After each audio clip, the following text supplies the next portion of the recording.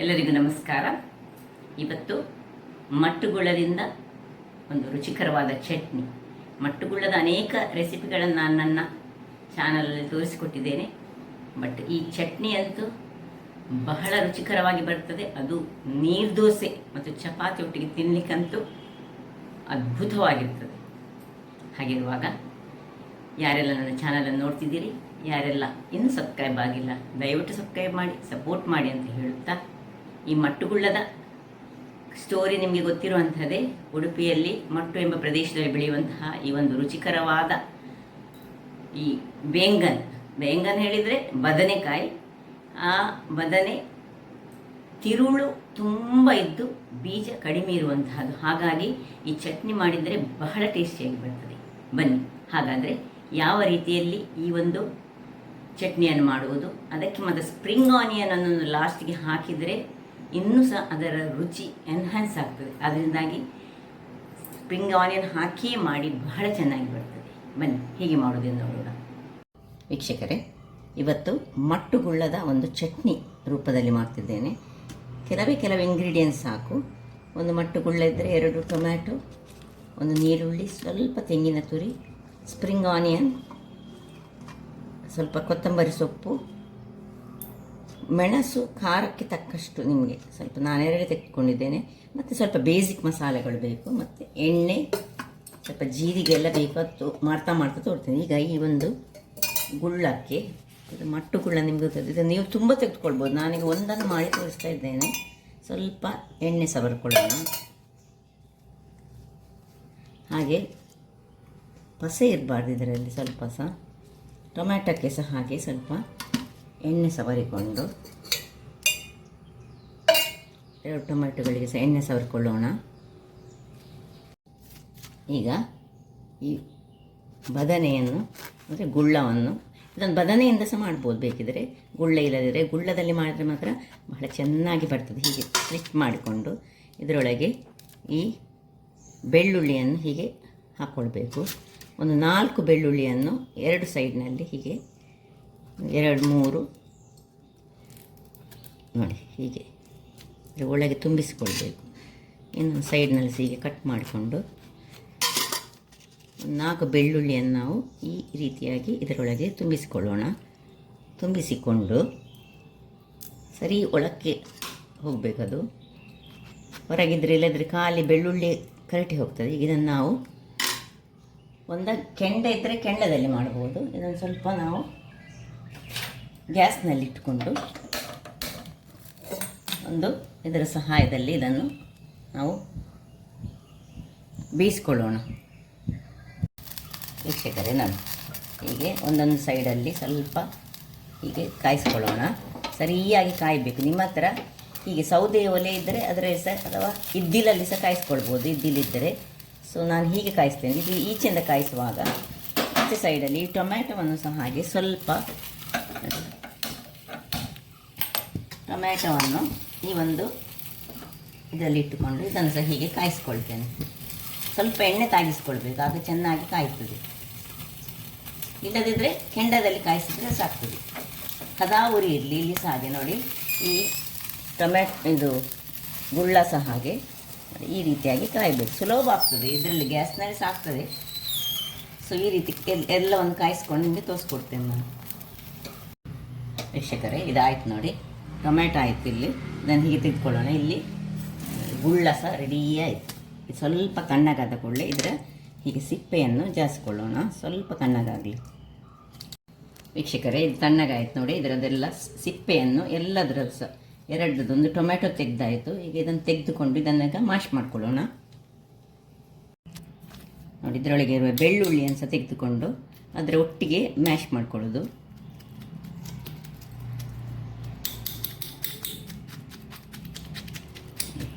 ಈ ಗುಳ್ಳದಲ್ಲಿ ಅಥವಾ ಮಟ್ಟುಗುಳ್ಳದಲ್ಲಿ ಬೀಜ ಸ್ವಲ್ಪ ಕಡಿಮೆ ಇರ್ತದೆ. ತುಂಬ ತಿರುಳಿರುವುದರಿಂದಾಗಿ ಈ ಚಟ್ನಿ ಮಾಡಲಿಕ್ಕೆ ಇದು ಬಹಳ ಚೆನ್ನಾಗಿ ಬರ್ತದೆ. ಟೊಮ್ಯಾಟೊ ಸಹ ಹಾಗೆ ಹೀಗೆ ಮಾಡಿ ಎಲ್ಲವನ್ನು ಹೀಗೆ ಮ್ಯಾಶ್ ಮಾಡಿ ಇಟ್ಕೊಳ್ಳೋಣ. ನೋಡಿ, ಇದೆಲ್ಲವನ್ನು ಸಹ ಹೀಗೆ ಮಿಕ್ಸ್ ಮಾಡ್ಕೊಳ್ಳೋಣ ಒಟ್ಟಿಗೆ, ಟೊಮ್ಯಾಟೊದೊಟ್ಟಿಗೆ. ಇದು ಮಿಕ್ಸ್ ಆಗಿ ಇದನ್ನೀಗ ಸೈಡಲ್ಲಿ ಇಟ್ಕೊಂಡು ಒಂದು ಮಿಕ್ಸಿ ಜಾರ್ನಲ್ಲಿ ಸ್ವಲ್ಪ ಒಂದು ಮುಷ್ಟಿಯಷ್ಟು, ಅರ್ಧ ಬಂಚಿನಷ್ಟು ಕೊತ್ತಂಬರಿಯ ಸೊಪ್ಪು, ಕ್ಲೀನ್ ಮಾಡಿಟ್ಕೊಂಡಂತಹ ಕೊತ್ತಂಬರಿಯ ಸೊಪ್ಪು, ಇನ್ನು ಶುಂಠಿ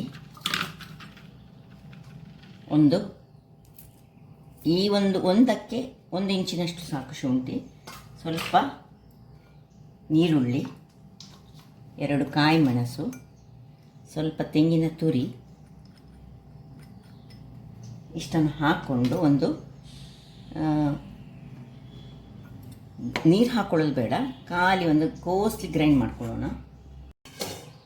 ವೀಕ್ಷಕರೇ ಇಲ್ಲಿ ನೋಡಿ, ಒಳ್ಳೆ ಒಂದು ಕೋಸ್ಲಿ ಗ್ರೈಂಡ್ ಮಸಾಲ ರೆಡಿ ಆಯಿತು. ಈಗ ಇದನ್ನು ಪಕ್ಕಕ್ಕೆ ಇಟ್ಕೊಳ್ಳೋಣ. ಇಲ್ಲಿ ಗ್ಯಾಸ್ನಲ್ಲಿ ಒಂದು ಬಾಣಲೆಯನ್ನು ಇಟ್ಕೊಂಡು ಇದರಲ್ಲಿ ಸ್ವಲ್ಪ ಒಂದು 2-3 ಚಮಚದಷ್ಟು ಎಣ್ಣೆಯನ್ನು ಹಾಕ್ಕೊಳ್ತಿದ್ದೇನೆ. ಎಣ್ಣೆ ಬಿಸಿಯಾಗಲಿ. ಎಣ್ಣೆ ಬಿಸಿಯಾಗುವಾಗ ನಾವು ಸಾಸಿವೆ ಹಾಕ್ಕೊಳ್ತಿದ್ದೇನೆ. ಸಾಸಿವೆ ಒಟ್ಟಿಗೆ ಸ್ವಲ್ಪ ಕರಿ ಲೀವ್ಸು, ಸ್ವಲ್ಪ ಹೆಚ್ಚೆ ಹಾಕೊಳ್ಳಿ ಕರಿ ಲೀವ್ಸು, ಸ್ವಲ್ಪ ಇಂಗು,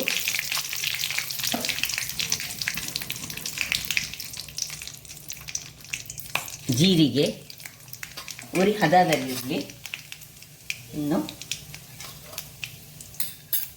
ಏನು ಪೇಸ್ಟ್ ಮಾಡಿದ್ದೇವೆ ಆ ಮಸಾಲೆಯನ್ನು ಸ್ವಲ್ಪ ಇದರಲ್ಲಿ ಎಣ್ಣೆಯಲ್ಲಿ ಹುರಿದುಕೊಳ್ಳೋಣ.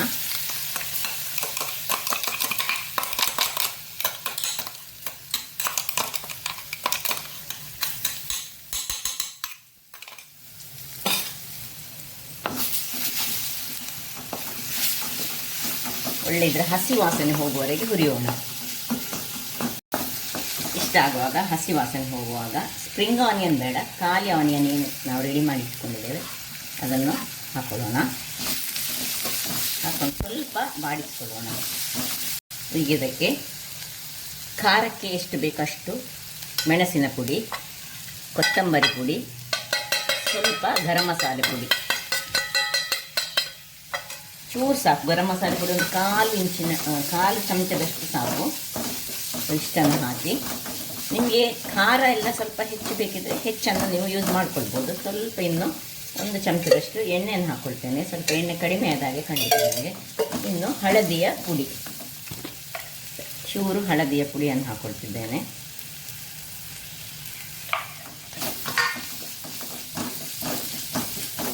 ಇದರಿಂದ ಚೂರು ಇದು ಅಂದರೆ 1 ನಿಮಿಷಗಳ ಕಾಲ ಇದನ್ನು ಹೀಗೆ ಸಾಟೆ ಮಾಡ್ತಾ ಇರಿ. ವೀಕ್ಷಕರೇ, ಇನ್ನು ನೋಡಿ, ಇಲ್ಲಿ ಏನು ನಾವು ಮಾಡಿಟ್ಟುಕೊಂಡಿದ್ದೇವೆ ಇದನ್ನು ಇದಕ್ಕೆ ಟ್ರಾನ್ಸ್ಫರ್ ಮಾಡಿಕೊಳ್ಳೋಣ. ಉರಿ ಮಾತ್ರ ಸಣ್ಣದಿರಲಿ. ಈಗ ಉಪ್ಪು ರುಚಿಗೆ ತಕ್ಕ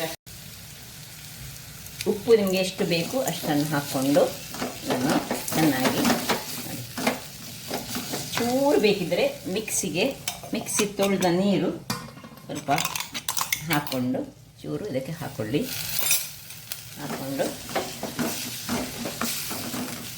ಒಂದು ನಿಮಿಷ ಮಾಡಿಕೊಂಡು ಮುಚ್ಚಳವನ್ನು ಮುಚ್ಚಿಕೊಂಡು 1 ನಿಮಿಷಗಳ ಕಾಲ ಬೇಯಿಸ್ಕೊಳ್ಳೋಣ.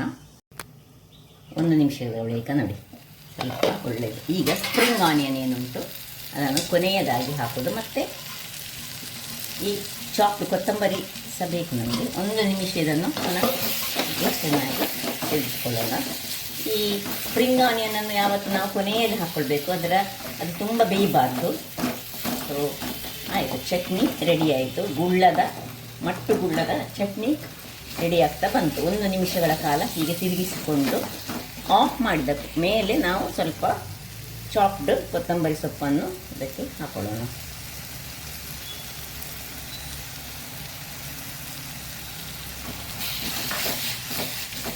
ಆಫ್ ಮಾಡ್ಕೊಂಡು ಇನ್ನು ಸರ್ವಿಂಗ್ ಟೈಮ್.